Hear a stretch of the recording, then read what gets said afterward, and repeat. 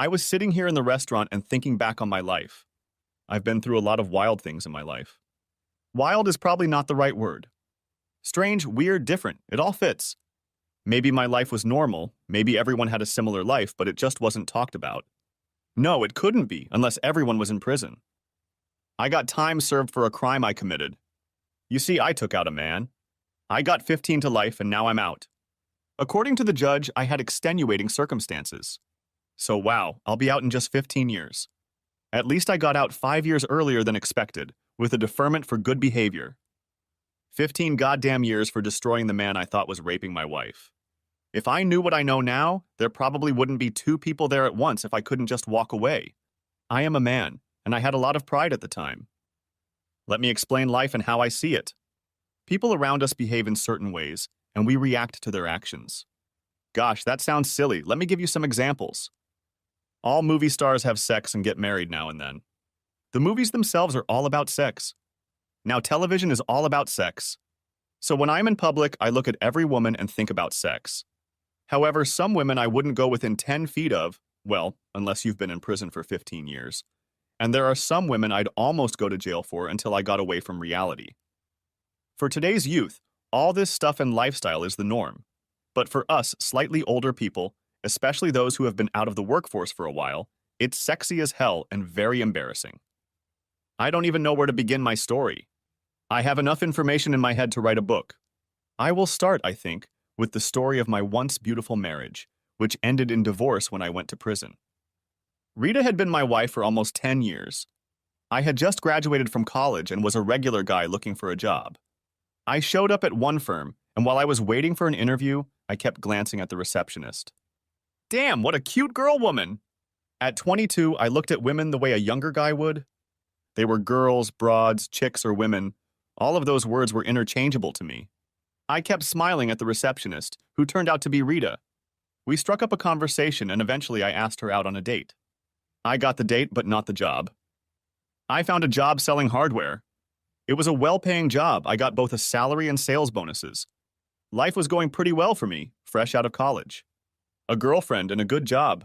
I was on my way to a successful career in life. Just a few months later, I proposed to Rita, and we married the mayor of our town. I couldn't have been happier. We bought a nice house and started a family. A year later, we had a son, and 2 more years later, a daughter. As far as I knew, life was good. We had problems, but we also had good times. Our life went on just like all of your neighbors. We took care of the kids, took them on vacations, and had the usual neighborhood barbecues. I never suspected that my wife was anything but faithful and loving to me. I know I was faithful to her. I had many chances for affairs as I traveled a lot, but I did my best to be a loving husband and stay on track. I must admit it was hard at times, but I kept my pride and always put my family first. We decided to build a pool for the kids. Well, actually it was for all of us. That's what I'm trying to say. I never expected this development. I thought we had a loving marriage, a good relationship. I must have been walking around in the Neverland with my eyes closed. Rita seemed like a good wife and mother to me. We had problems and arguments, of course, just like any other married couple we knew. Even 15 years later, I still can't get over it. Where the hell did I go wrong? We installed a pool and enjoyed it. The children, who were 7 and 9 years old at the time, were in the pool all the time. Rita and I would go there after dark and we would do it in the water. After the first couple of times, Rita decided she needed to put up a fence so the neighbors wouldn't see us while we were in the pool. I started putting up the fence the next day, installing the fence posts. I knew it would take a week to install on my own, so I left all the tools I would need, like a wheelbarrow and shovels. The only tools I put down were hand and power tools in case it rained. I had to go out of town for a couple days and told Rita that I would finish the fence when I got back. As usual, she got mad at me, saying that I never stay at home like other husbands. I explained to her for the 100th time that I was a salesman and had to travel. It was my job. She yelled at me and told me that I should be at home like other husbands, stay at home and protect my family. She was always saying things like that to piss me off. I told her that if anyone tried to attack her, we had a gun in the nightstand next to the bed. What was a guy to do? A lot of men traveled. Did their wives always complain? Maybe I should get a job where I don't have to travel. I'll talk to her about it after this trip. The money will be a lot less, but at least I'll be home. That might satisfy her. In the morning, I kissed her goodbye and told her I would try to be home in 2 days. I told her to take care of herself and to call. She told me not to worry, she might not be home. Again, she played the woe is me game. And I left on my journey. The first night I was to stay only 40 miles from home. I usually stayed in a motel to get a quick start on the next day. After our fight, I decided to surprise her by going home and making the extra drive the next morning. By the time I got home, it was getting dark and I pulled up in front of the house. There was a strange car parked across the street. Being a salesman, I always notice things like that. The lights in the house were off except for the lamp in the living room. I turned the knob, but the storm door was locked, so I went to the back door by the pool. I heard Rita screaming and rushed to the back porch. There, Rita was being raped by a stranger. I heard her screams, but I didn't listen to what she was saying. I grabbed a shovel, ran out to the pool deck, and hit the rapist as hard as I could with the shovel on the back of his head and neck. I must have hit him 3 times, but I don't know exactly. He rolled off Rita onto his back, and there was blood everywhere. Rita started screaming again. "What did you do? What the hell did you do?" I think she was in shock as I ran into the house and called 911. Rita was screaming and crying at the same time until the paramedics and police arrived. There were 2 ambulances there. One took the rapist and the other took Rita. The police officers told me that they would have to handcuff me, take me to the station, and interrogate me. I said I understood, but I needed to know where my children were. The officer said he asked my wife if anyone else was there, and she said our kids were spending the night at her sister's house. They were planning on being there. I thought, thank goodness they weren't home. God knows what might have happened if they had been there. Rita's sister Thelma was a real beauty. She was 2 years younger than Rita and was always going out on dates. She was stocky with a pretty face. When she was around me, she was always flirting. I could have fallen in love with her very easily. Now looking back, I think I picked the wrong sister. Funny how a nice girl like Thelma never married, at least not in the 10 years I knew her. When we got to the station, the officers took me into a room and started asking me questions. I told them to tell them everything I knew, and then I would answer any other questions they might have. I started by telling them how Rita and I had a fight, and I decided to surprise her and go home. When I saw the man raping her, my adrenaline just went into overdrive. I grabbed a shovel and started hitting him with it. The whole time I was telling them that Rita was screaming. I mentioned that the night before, Rita had said that she thought I should be home at night to protect her and the kids, so that was the first thing I thought when I saw the intruder. The officers asked me if I knew the man, and I said I did not. "Have you ever seen him before?" the officer asked. I told them he seemed a little familiar, but I couldn't identify him. That's when I got the shocking news. I had been arrested for second-degree murder. I couldn't believe it. I told the officer it was impossible. I came home and found a man raping my wife, and I stopped the assault and was arrested. "We just got back from talking to your wife, and we took her statement." "She wasn't raped, it was her boyfriend, and they had sex," the officer said. "God, no, that can't be true.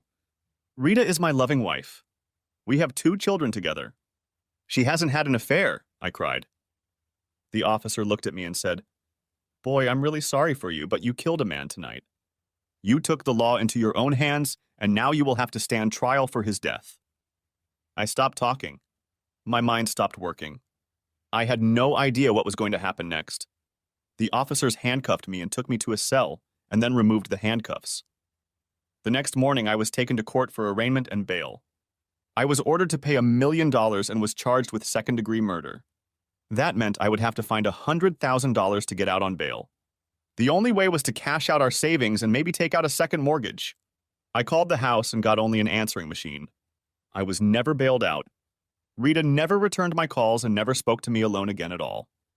The next time I saw her was in court when she literally testified against me. They say a wife shouldn't testify against her husband, but Rita volunteered. The Alan I killed was her boyfriend.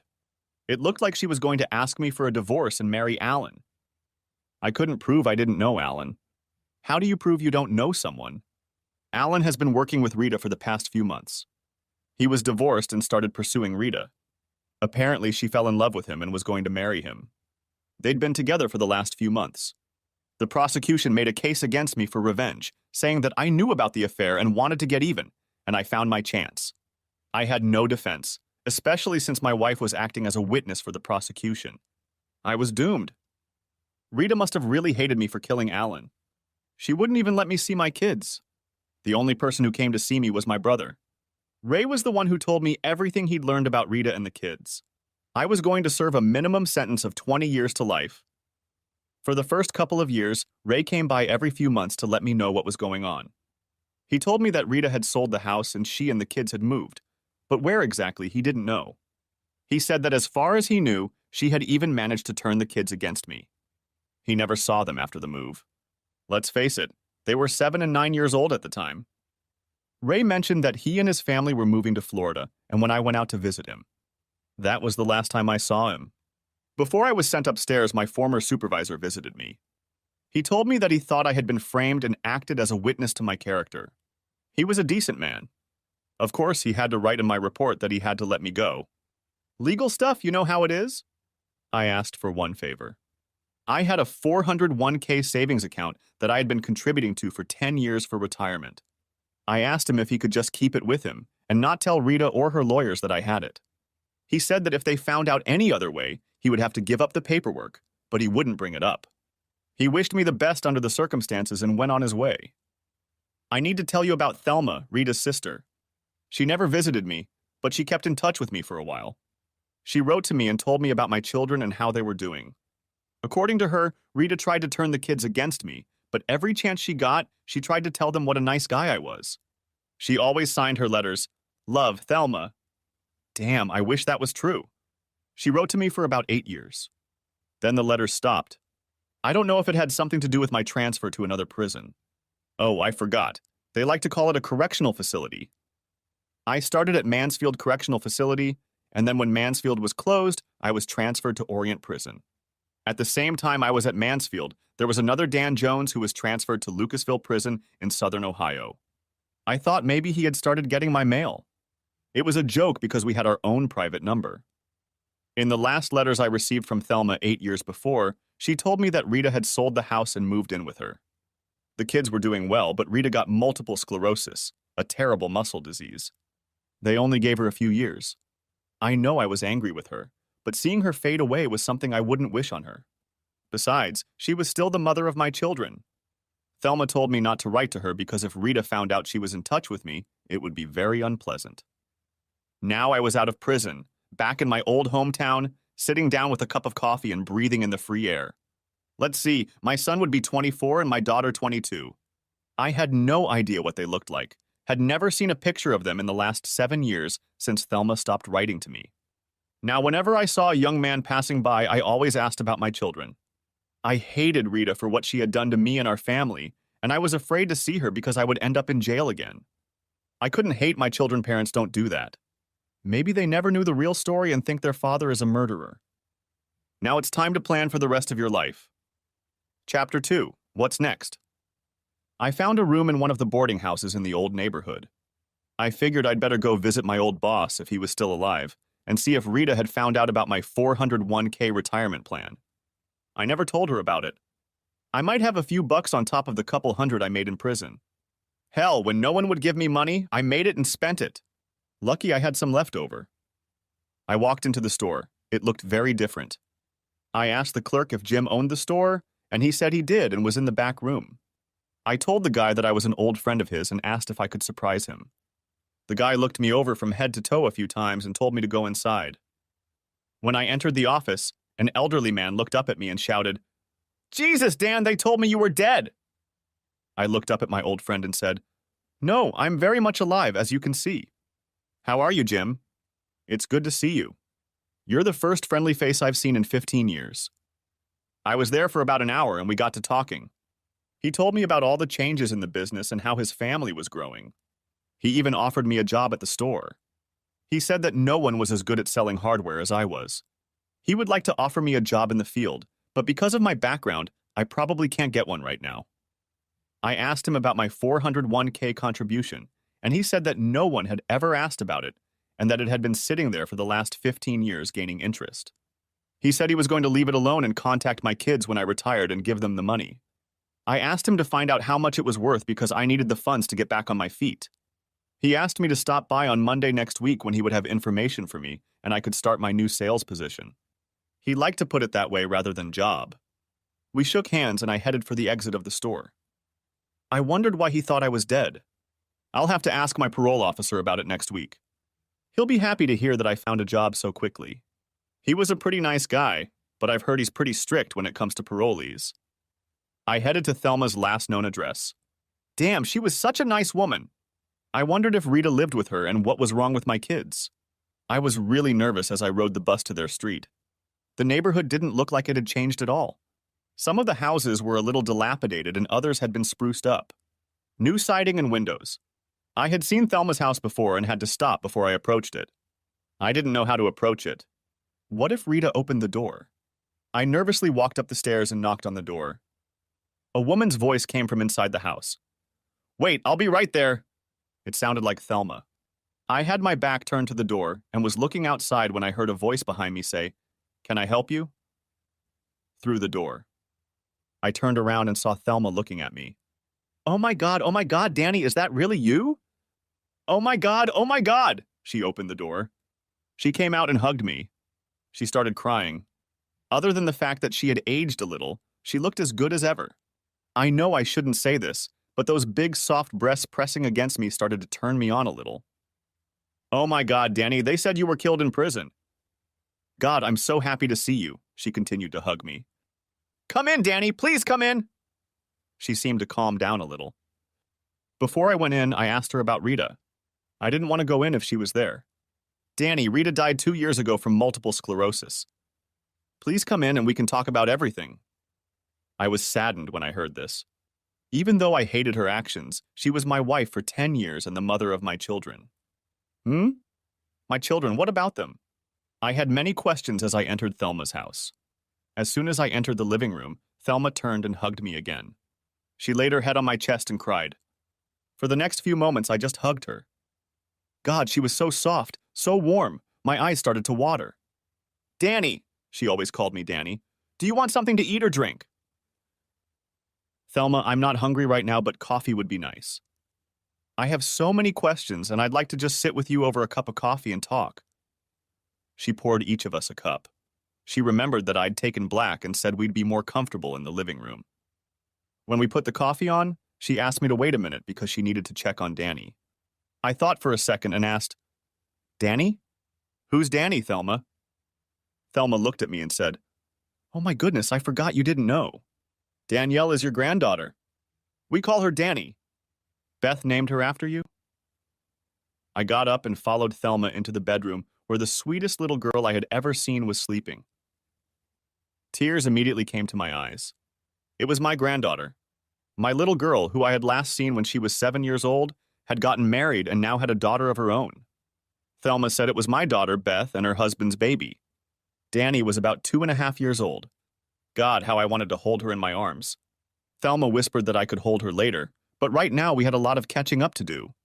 She took my hand, and we walked back into the living room to start our conversation. Where do you want to start, Danny? Maybe you should tell me everything you can about Rita and then we'll move on to happier things, I said. Rita started having an affair after this guy Alan started working there. I suspected there might be a problem here because whenever you went out of town, the kids would come to see me. The first few times I didn't pay much attention to it until it became a habit. I would never say no to having your kids here. I love them like I'm their mother. Thelma, forgive me for saying this, but you are a very beautiful woman. Why didn't you ever marry and start a family? You are so good with children. First of all, smartass, she smiled at me. I've had many marriage proposals. I always thought I had to love a man if I wanted to have children with him. I was so much in love with one man, but he was taken. I never found a man that met my standards of the man of my dreams.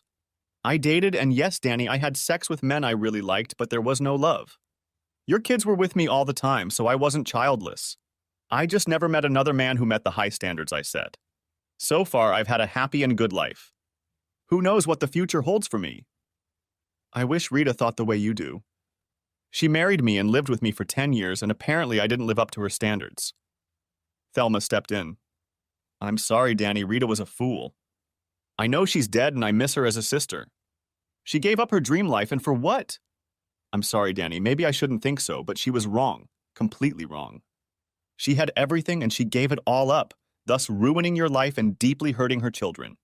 I lost respect for her when I found out about Alan that horrible night. I loved her like a sister, but I wanted to kill her myself. We argued and argued about what she did until the day she died. Thelma started to cry, so I moved to the couch next to her and put my arms around her. Coming to her senses, she continued. Rita kept dating. I think it was her way of getting even with you. I had the kids about half the time. After a couple years, Rita started getting sick. Her muscles were failing. She went to the doctor, and that's when it was discovered that she had multiple sclerosis. She was able to work for about 2 more years, but then it became too hard for her.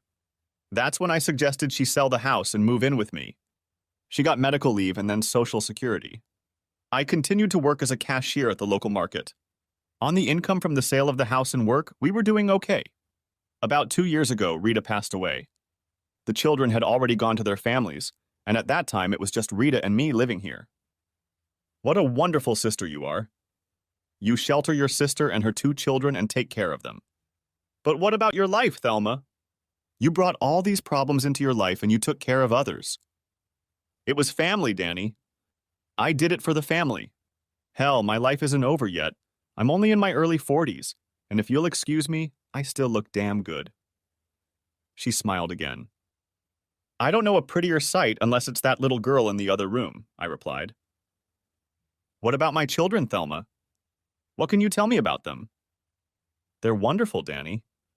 At first, Rita tried to turn them against you, but they spent so much time here and kept asking questions about you. And when they got older, I told them the truth.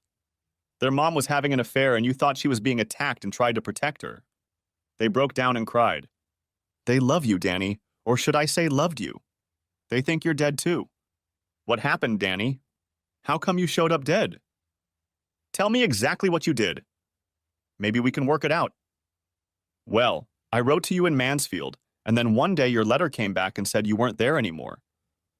After a lot of phone calls, we, meaning the kids and I, found out that you had been transferred to Lucasville. Wait, Thelma, I've never been to Lucasville. I've been transferred to the Orient facility. Keep doing what you did. We called Lucasville and asked for your number. We didn't have it. We didn't know if it matched your old one or not, so the guy told us to give us your name. We told him Dan Jones and that Mansfield had transferred you there. He said he would check it out and call us back. He called back the next day and said, I am sorry to inform you that Dan Jones, who was transferred from Mansfield, was killed last week during a prisoner uprising. He expressed regret, but the body had been cremated, and he could send us all the records if we wanted them. We told him there was no need and hung up. The kids and I cried. Later, we told Rita about it, but she was speechless at that moment. So that's what happened. The other Dan Jones was transferred to Lucasville and died, and I went east. I missed you very much, not getting your letters. It was the only thing that kept me together for 8 years. The pictures of the kids and the wonderful stories you always told me. If I didn't know any better, I would have thought you were in love with me. I looked at Thelma, and I thought she was going to say something back, but she didn't. Well, anyway, Danny, let me tell you a little about your family. I'll start by saying that Beth and Ed or Eddie were high school sweethearts. They've been dating since 10th grade. Ed's a good man, Danny. He reminds me a lot of you. He's a hard worker, always puts family first, and loves his wife very much. I closed my eyes for a second when Thelma said that. I had once really loved Rita, but not now. Thelma continued. Beth and Ed wanted to get married right after high school graduation. I told them I thought they were too young, but Beth said, Aunt Thelma, I love Eddie, I really do. I lost my father and my mother will be gone any day now. I love you, Auntie, but I need Eddie. I knew she meant what she said and gave her my best wishes. Eddie is working hard at a big car factory. He is an apprentice welder. Someday he will be making big money. Beth works as a cashier at the same store as me. We both work part-time and on different shifts. That way, one of us will always be there for little Danny. What about Mike, Thelma? What happened to him? Oh, you'd be proud of him. He went to a local college and graduated with honors. He said he was going to be a salesman like his father. The only difference is that he sells computers and runs his own business out of his home. You also have a grandson named Mike Jr., who is 3 years old and a very beautiful daughter-in-law named Rachel. Now we need to find a way to break the news to everyone without them going into shock. While we were talking, a little girl came in, wiping her eyes and calling babysitter. God, what a beautiful baby. She came over and Thelma took her in her arms. Danny, I want you to meet someone. This is your mom's dad. This is your grandfather. She looked at me and smiled. I didn't want to insist the first time, so I just said, Hi, sweetie. It's really nice to meet you, and kissed her hand. I decided it was time for me to leave. I got up, and Thelma said she would call the kids tonight and tell them I had stopped by. We would make arrangements for me to meet everyone at the same time, so there would be no problem with who saw me first. I gave Thelma the phone number where I was staying. There was a payphone in the hallway for the tenants to use. I gotta go shopping and buy a few things. I had to wait until Monday to find out how much money I would have. I hopped on the bus and got off at the store to buy some groceries. I had a small built-in kitchen and one large room with a bed and a couch. I didn't have a TV, but I didn't watch it. By the time a good program was on, our lights were always out. As I was walking back to my apartment, I passed the phone and it rang. I looked around and didn't see anyone, so I answered it. Hi, I said. Is Mr. Dan Jones there, please? From the voice, it was a young woman. It's Dan. How can I help you? Daddy, you're alive! This is your daughter, Beth. I'm at Aunt Thelma's and she told me you were here. She cried. Daddy, I miss you and I love you. Can you come to Aunt Thelma's tomorrow? I already called Mike and he'll be there too. Gosh, Beth, I love you too, honey. I met the sweetest little girl today. She's beautiful, just like her mommy. She was still crying. Yes, honey, I'll come over. It's been so long since I've seen you. Take care. I love you, Daddy. I love you too, Beth, and always have. Then I hung up the phone. I went into my room and started crying, only they were tears of joy. I couldn't sleep. I was nervous. I got up and went out for a walk. I needed something to do. I was going to see my family for the first time in 15 years. I had 2 grandchildren, a daughter-in-law and a son-in-law. And then there was Thelma. What was not to love about Thelma? Beautiful, happy, loving, caring, took care of her sick sister and raised my children, and now helped my grandchildren and me. She was 1 in a million, and I married her sister. The next morning, the phone rang in the hall. I answered it, and it was Thelma. She said she hadn't thought about the fact that I didn't have a car, and she would pick me up around 3:45. It was Friday, and everyone decided it would be fun since no one had to work the next day. Thelma got here just in time. I had already gone outside and bought a new shirt and pants. Then I looked at my shoes and picked out a new pair. I felt like I was going to a job interview that I really didn't want to fail. Thelma honked her horn even though I was sitting on the porch swing waiting for her. I knew she was doing it on purpose. I smiled at her as I walked to the car. When she stopped in front of the house, I was nervous. I was almost afraid to get out of the car. I hadn't seen my children in 15 years, and now they were adults. I got out of the car, and a young woman came running down the stairs screaming, Daddy, Daddy! Beth wrapped her arms around me and cried. I missed you so much, Daddy, and then we thought you were dead. I clung to her, hugged her, and cried with her. By then, everyone was on the porch. My son Mike came down and gave me a hug too. Hi, Daddy, it's so good to see you. I hugged him, and then we all went into the house where the introductions took place.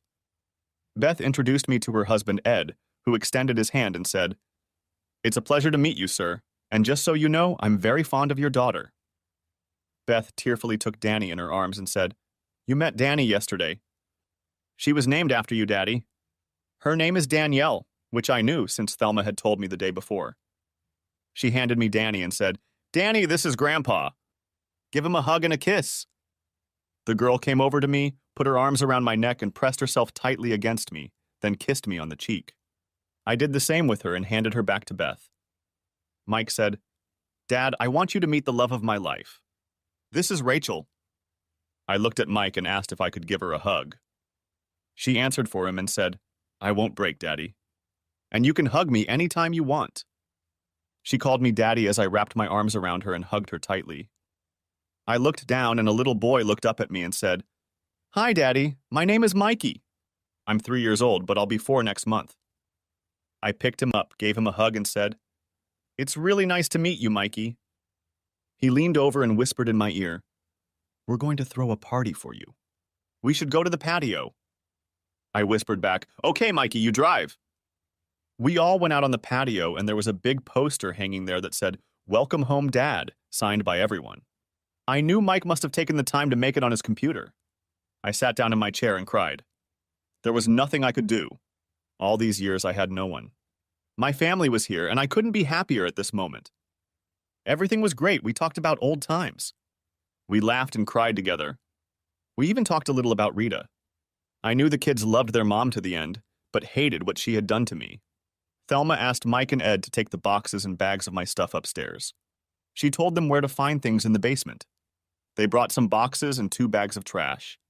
Thelma said it was stuff left over from the kids, old books, some bowling trophies. They took out different objects and I told them stories about them. After they listened to the stories, they would ask if they could keep some of the items. I think these items became more meaningful when you learned why I kept them and where they came from. The trash bags were filled with my old clothes. I asked Thelma where all my clothes had gone. I knew I had a lot more than 2 bags of clothes. She said Mike went through everything and took everything he could use, and Ed went through the rest and took stuff for his job as a welder. I looked at Ed and asked him if he used my old clothes for welding. He looked at me strangely and replied, No, sir, I cut them up and used them as rags. Everyone started laughing. Apparently my clothes were outdated. I reached into my bag and pulled out a silk Hawaiian shirt, blue with yellow flowers on it. Maybe this would even make a good rag? I show him this shirt and 3 others. No, sir, silk, viscose, and nylon don't make good rags, he replied. I see I have 3 pairs of jeans. Mike, don't you wear jeans? Not the bells, Daddy. Everyone laughed again. Then Ed said, You know, sir, denim isn't good for rags either. The other bag contained underwear, both boxers and briefs. Mike, don't you wear underwear? Yeah, I know, Dad, but a man doesn't wear someone else's used underwear. There's just no such thing. Everyone was laughing. I thought, good thing they're not in jail. We had no choice there. You got the underwear they gave you. Ed, underwear is made of cotton. It's good for rags. Yes, sir, you're right, but people tend to say strange things when you use your underwear as rags. Well, at least I can wear them in socks. I have ties too, but I doubt they'll be useful. We were all getting ready to eat when Mike asked me if he could talk to me alone for a few minutes. I told him sure. I had no idea what he wanted to say that he couldn't say in front of everyone. When we entered the house, he looked at me very seriously and said, Daddy, do you know that Aunt Thelma is in love with you? I was half shocked. What? Mike, what gave you that idea? She told us all that, Daddy. We asked her why she never got married, and she said that the man she truly loved was already gone. We were mature teenagers at the time, and we weren't afraid to ask her anything. She was always honest with us. Beth asked her who was the man she loved so much, and she said it was you, Daddy. You were the man she loved. We all thought you were murdered, and I guess she figured telling us the truth after you were dead wouldn't hurt anyone. Dad, I just thought you should know. Other than my wife, Rachel, she's the nicest woman I know. Thanks, Mike. I really appreciate you telling me. So know that I would never do anything to hurt her. You're right, she's a very special woman. We went back outside and joined the party. I kept looking at Thelma, and she kept looking at me. Mike had told me pretty much the same thing Thelma had told me yesterday. I knew I had to do something about it, but what? I had been in jail for less than a week, and I had nothing to offer. Everyone was getting ready to leave. Mike asked if I needed a ride home, but Thelma said she'd drive me herself. We said goodbye, and I helped Thelma clean up what was left of the mess, which wasn't much. Everyone did their part in cleaning up before we left. Chapter 3. Sex for the First Time. When everyone left, I asked Thelma if she could sit with me on the couch for a minute. I had a couple of questions that needed answering. Of course she agreed, and I took her hand and we sat down on the couch. Thelma, you told me yesterday that you never got married because the man you loved was unavailable. Who was that man? The kids told you, didn't they? I thought you were dead and I needed to tell someone. I've been holding it in for so long, I'm sorry, Danny. I'm sorry for what? I want to know if it's true. Did you love me? She took both my hands in hers and said, Yes, Danny, I loved you. And for the record, she squeezed my hands, I still do and always will. There were tears in her eyes. I didn't know what to say. I couldn't just say I love you too, because everything was so new to me at that moment, I wasn't sure. I wanted to be honest with Thelma. I knew I had to say something since she answered my question. Thelma, I don't know what to say. I've always had strong feelings for you, but since you were my sister-in-law and I was a married man, I never pursued them. To say that I like you very much would be an understatement. Other than my children, you are the only other person in my life. Would I want to stalk you or make love to you? Of course I would. I'm confused, but I'm not an idiot. However, even so, I'm afraid of hurting you. I have nothing to offer you, and you deserve so much better than an ex-con like me. Thelma just stared at me. I knew what she was thinking about what to say. I had no idea how she was going to answer. Then she said, "You're a knucklehead?" "Yes," I said, "knucklehead." "How thick is your skull?" "Didn't you hear what I told you?" I love you. I've always loved you. Not what you own, not what you have, not for money or material possessions, but for you. Your heart, your inner being, which is what Dan Jones is what I love. Yes, you went to prison for doing what you thought was right in defense of your wife. I could never hold a grudge against you. In fact, I love you even more because I know you will protect me. My only problem is your feelings for me. Do you like me enough to make love to me, to hold me? I want to be your lover, your woman, maybe even your wife. Holy moly, how do I respond to this? Such a sweet, such a beautiful woman wants to know if I'm ready to make love to her. That's a question I can answer. My God, Thelma, I'm a man. A man who hasn't had a woman in over 15 years. There is nothing I want more than to have you as my woman. To make love to you every day, to do anything sexual you ask me to do. Until yesterday, I had no one. Now I have a family again and even grandchildren. Now you are telling me that I can have a woman that I really care for and respect, and yes, in some ways even love, and who loves the real me. That's exactly what I'm talking about, Danny. Are you ready to take the next step and see if we're compatible? And she tested me right there on the couch. Damn, that was so good. When I got up from the couch, she told me that I would have to scrub the stains off the couch the next day. I smiled at her, said, "Yes, ma'am," and headed for the shower. She walked into the bathroom with clean towels. I asked her if she was going to take me back to the apartment after my shower, and she said, "You're not going anywhere today, big boy. You made me a promise some time ago, and I intend to make you keep it." I had every intention of keeping it, but I wanted to hear it from her. As I stepped out of the shower, I realized I had nothing to wear. She handed me some underwear she'd pulled out of my old clothes and a pair of pajama pants. She showered and put on a negligee and a light robe. She looked amazing with wet hair. The next morning I woke up and she was still asleep. I put on my underwear and pajamas and went to the kitchen to make coffee. I couldn't help but think about Thelma. In just a few days, my whole life had changed for the better because of her. I had to ask myself, do I truly love her, or do I want her because it's been so long since I've been with a woman? Do I love her for all that she has done for me and my family? Of course, the answer was yes. No other person had ever done so much for me. That meant she loved me, but what about me loving her? I wanted to be with her, to do things with her. I wanted to do things for her. I wanted her to be an important part of my life. I wanted to go back to the room and make love to her again. When I put all those wants together, I got love her and need her. My decision had been made. I didn't care that it had only been a few days. I'd spent 15 goddamn years alone and I didn't want to be alone anymore. I went back to the bedroom, took off my clothes, and was going to make love to her again. She told me that she liked being woken up this way, with gentle touches, kisses, and light massaging of her body.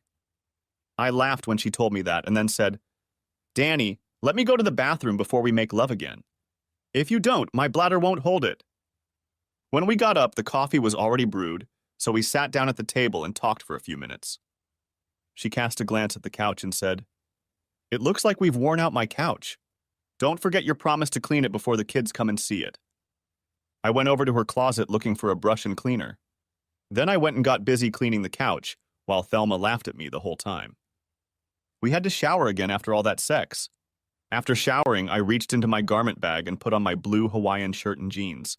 I couldn't believe they still fit. It must have something to do with the prison food. We heard a knock on the door. Thelma looked out of her bedroom window and I heard her say, "Oh no, it's Brad."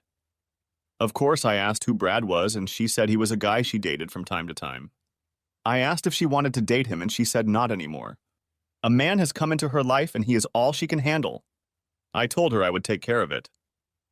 Danny, he's taller than you by 3 inches and heavier by about 40 pounds. Please be careful. I told her that prison was on my side. People are afraid of those who have been in prison and also of those who have killed someone.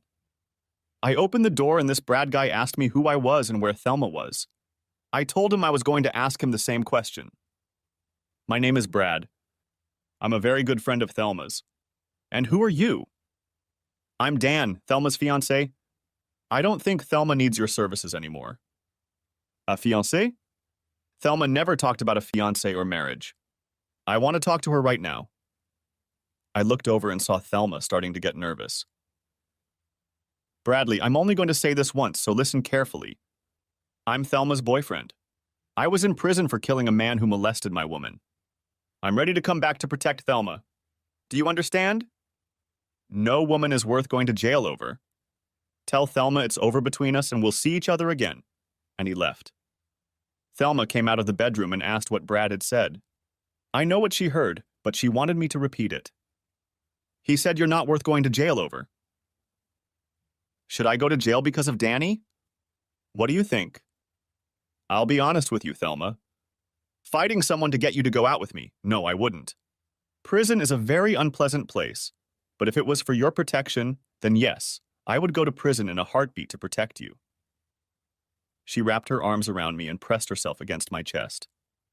The phone rang and Thelma answered it. It was Beth. She said she had called my apartment, but I wasn't there. She wanted to talk to me and asked if Thelma knew where I might be. Thelma handed me the phone. I said, "Hi." "Hi, Daddy," Beth spoke in a very sexy tone. "Did you spend the night at Aunt Thelma's, Daddy? Did you sleep well?" "That couch is kind of small," she laughed. "I slept great, and no, I'm not telling you anything. I'm still a father." I laughed. "What do you want, honey?" "Tomorrow we want to do something as a family. Mike and his family, Ed, me, and Danny. You, of course, and see if you can convince Aunt Thelma to go. We thought we could go to the zoo and get something to eat. We could fit everybody in 2 cars. What do you say, Daddy? Would you like to go?" "I'd love to go, honey, and I'll do my best to convince Aunt Thelma to go too. I'm sure I can persuade her to go. I mean, go." I laughed and Thelma slapped my arm. I handed the phone back to Thelma, who was still laughing. "Beth, we'd both love to come. I mean, drive." She had to laugh at her own gaffe.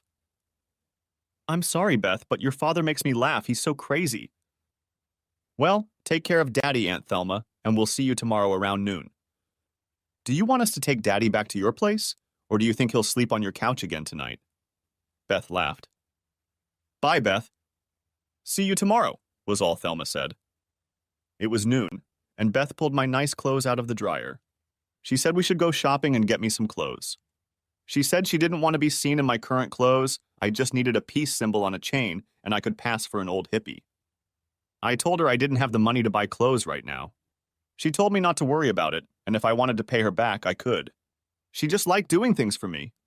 I told her I would pay her back every dime. I wanted to take care of her, not the other way around. She let me know that I was a man, and she understood that. Once I could afford it, I could buy her things if I wanted to. Now it was her turn to take care of me. She got dressed and put on her bra.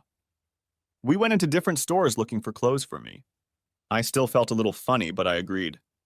Thelma said that if I was so worried, she would transfer the money to my card and I could pay for them. That made me feel a lot better. This woman always knew just what to say to make me feel better. I realized that I needed her in my life. That night, we practically repeated what we had done the night before. We made love twice, plus we played.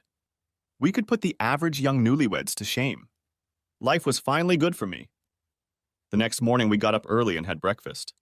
Damn it, that woman could cook too. Even if it was only eggs, potatoes, and bacon, she must have done it with love. Everything tasted delicious. The kids arrived right on time. Beth said I could go with her and Thelma could go with Mike, and we'd switch on the way home. Beth smiled at me as I got into the car. She knew what I was thinking, what separates me and Thelma. "Dad, it'll only take half an hour." Of course, I pretended I didn't know what she was talking about. Ed asked where I'd gotten my new place. He welcomed me to the 21st century. I talked to them about various things, but spent most of my time talking to Danny, who sat in her car seat next to me. I loved this little girl, my granddaughter, whom I had only known for a couple days.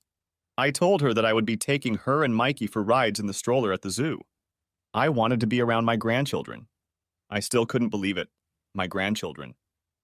I bought a double stroller and pushed my kids around. I didn't let anyone else do my work. Every time we came to an animal to feed, I went over and bought some food, peanuts, and stuff for the kids to feed them. Most of the food didn't make it to the animals, but the kids had fun with Grandpa. That's all I cared about. We went into an animal farm and I kept giving the kids food for the animals. They wanted to make sure each of the animals got something. Beth and Mike had cameras and they were taking pictures like crazy. I looked up at the cameras and I think everyone saw the happiness on my face. At that moment, I was probably the happiest person on earth. Life was good, especially with my family around. I rode back with Mike and Rachel. They really were a wonderful couple. I was very proud of him and told him so. We were having a nice conversation and Mike asked me a question. "Do you have any good advice for me, Dad?" I thought for a moment and then I told him, "Mike, always put your wife and child first in your life before your job, money, or anyone else. But most of all, love them like there's no tomorrow. That's the best advice I can give you, son." I got a little emotional until Mikey started talking about the zoo. I promised him that we would go there again soon. Mike said, "How's your back, Dad?" He smiled, and so did Rachel. "Okay, Mike." "Why do you ask?" "When I slept on Aunt Thelma's couch, my back really hurt. I was just wondering if your back hurts. The beds in prison are pretty uncomfortable. I guess I'm used to them." I smiled, and so did Mike and Rachel. "We love you, Daddy, and hope the best for you," Mike said. We stopped at McDonald's to eat and let the kids play. I told Mike that I didn't mind. Even their food was better than what I was used to. After eating, we headed home. Back at Thelma's, we kissed everyone goodbye and said we'd see them sometime during the week. Chapter 4. Starting Over. Thelma and I went back to the house and we were a little tired. Lots of sex, little sleep, and then we'd been walking around the zoo all day. I told Thelma that I should probably go back to my apartment because I had to go find out about my job the next day, and besides, we could both use some rest. "Do you really have to go, Danny? Can't you get dressed here in the morning and take the bus from here?" "I don't want to say goodbye to you, Danny. If you don't want to make love tonight, that's okay. We can still cuddle." "Thelma, that's exactly my problem. You won't get any sleep and you'll go to work tired and worn out. If I sleep with you tonight, there's no way I'm going to be able to keep my hands off you. I want to make love to you, and as tired as I am, I could make love to you right now." "Then let's do it, Danny. It's 7 o'clock, and if we start right now, we can go to bed and be ready for sleep by nightfall." "You see, Danny, I want you as much as you want me now." We locked the doors, turned off the lights, and went to bed. Thelma was right. By 10 o'clock, we were both sound asleep until the alarm clock rang in the morning. I got up first, showered, and put on my new clothes. Thelma was already up and in the shower by then. When she came out to dry herself, I walked in, kissed her, and pulled her to me. I told her to have a good day at work and to see her later. I walked to the bus stop and headed to the hardware store. Jim greeted me and invited me into his office. He told me that he had all sorts of information for me. For starters, I could get one of two jobs. I could work as a roadside salesman with great pay and incentives. The bail bond company saw no problem, as my jail time had nothing to do with money. In no time at all, I could get back on my feet. The second option was to work at the store. My pay would be about $9 an hour. That would be less than half of what I would make in sales. He encouraged me to sell large appliances, which helped a little. "Now about your 401, it has over $140,000 accumulated in it," Jim said. "My God, Jim, I had no idea it would be worth so much. How did this happen?" "According to the account administrator, your investment has been split several times and you've left it to accumulate and earn interest. The minus is that if you take any of the money out, it will be taxed as well as a 10% penalty. You can get your money back in a few days.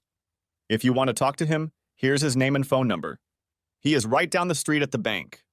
As for the jobs, I need to know which one you will accept." We filled out the paperwork for the job. I also filled out the surety papers because Jim told me that if I was going to work with money, I needed to be a surety. So either way, I had to fill out the paperwork. I had mentioned before that I wanted to meet with a bank teller and see what my options were. I needed transportation and I had to get my driver's license. On Tuesday, I was supposed to meet with my parole officer and tell him about my life. Jim and I have decided that I can start work next Monday.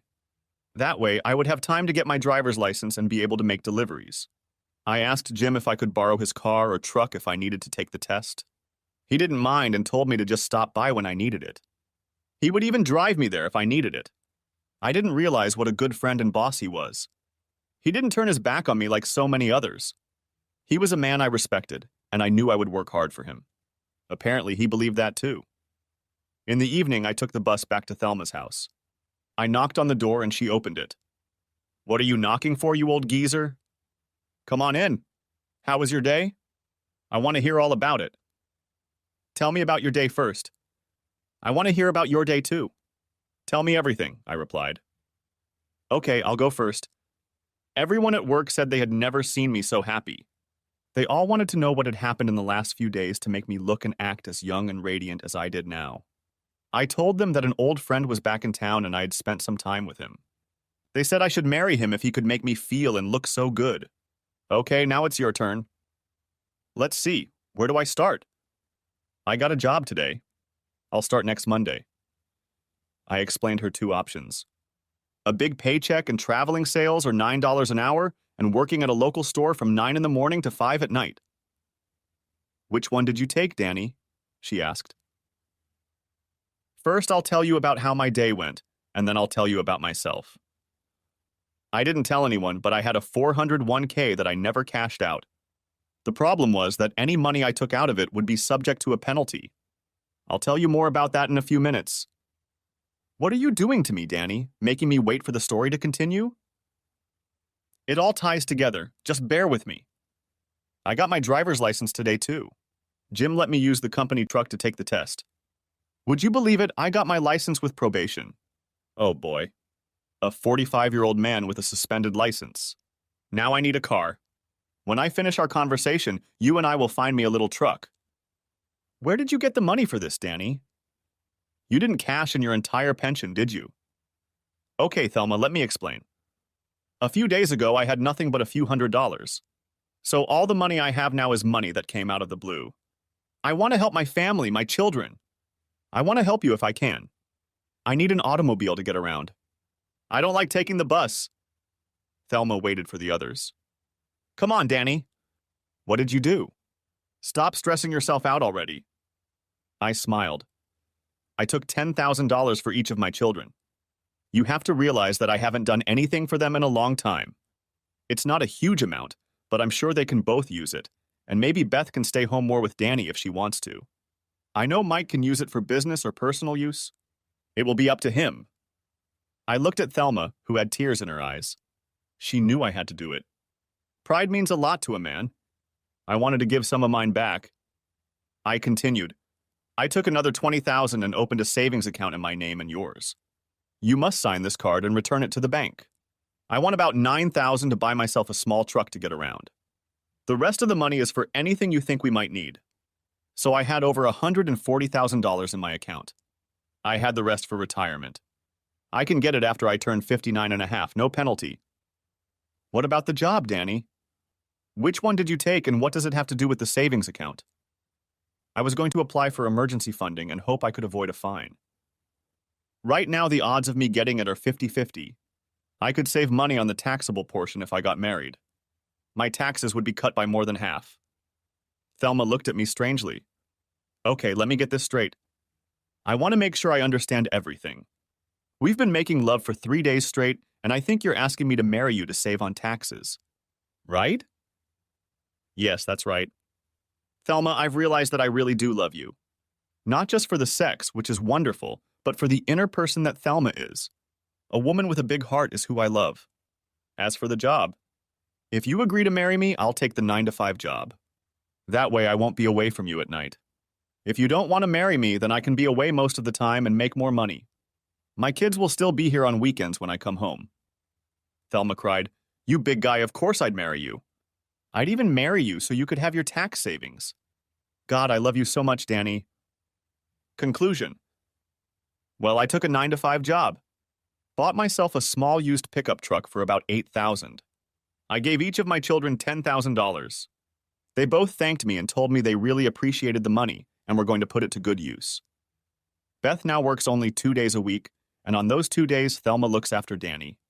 Ed has taken a job as an apprentice welder, and his income has increased a lot. Mike's business is booming. His computer business is in great demand. He can give up any night work. He said he didn't want to be away from Rachel and Mikey.